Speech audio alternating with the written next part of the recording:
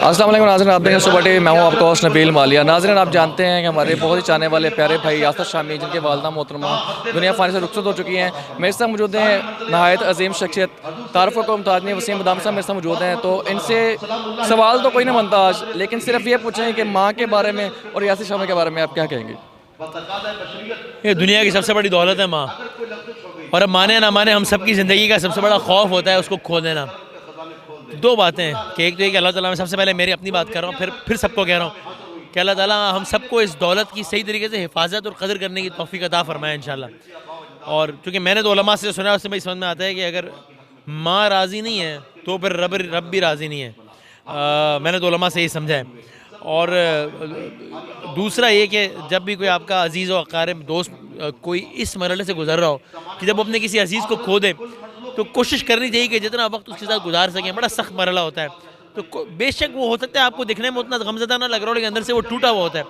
तो कोशिश करनी चाहिए जितना वक्त उसके साथ गुजारा जा सके। तो बस यही है मेरी तरफ से। वसीम भाई, अपने प्रीशियस टाइम में से आपने बहुत वक्त निकाला और नहायत ही कीमती वक्त होता है आपके पास। देखने वाले आपको बहुत कम देखते हैं और बहुत ज़्यादा चाहते हैं आपको। इस तरह अपने पास बहुत कम देखते हैं।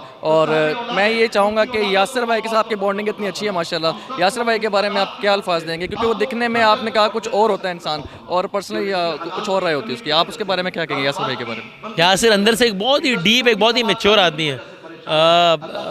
और मैं इस चीज़ की उससे बहुत इम्प्रेस हूँ कि उसने अपनी माँ का बहुत ख्याल रखा है।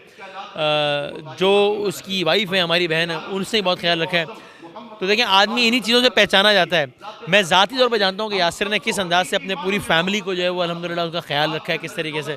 और अपनी वालदा को हफ्ते में 3-4 दिन लेकर निकल जाना, उनकी तस्वीरें खिंचवाना। ज़ाहिर है माँ जी वो एक प्रोसेस से गुजर रही थी, एक ज़हनी अजियत से गुजर रही थी, वो एक प्रॉब्लम में थी। तो यासिर एक बड़ा वैसे ही जो आदमी हमें हर वक्त हँसाता है, उसका हमें एहसान होता है कि हमारा मूड अच्छा करता है।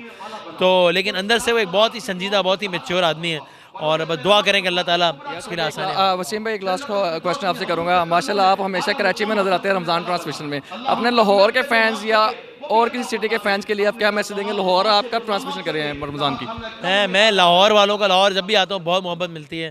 और मैं कराची के अलावा भी सारे जितने भी शहरों के, जितने मुल्कों के लोग हैं, मैं सबकी मोहब्बतों का मकरूज़ हूँ, एहसानमंद हूँ। और ये क़ज़्म उतार नहीं सकता। बस आप लोग सलामत रहिए। Thank you so much Waseem, thank you so much.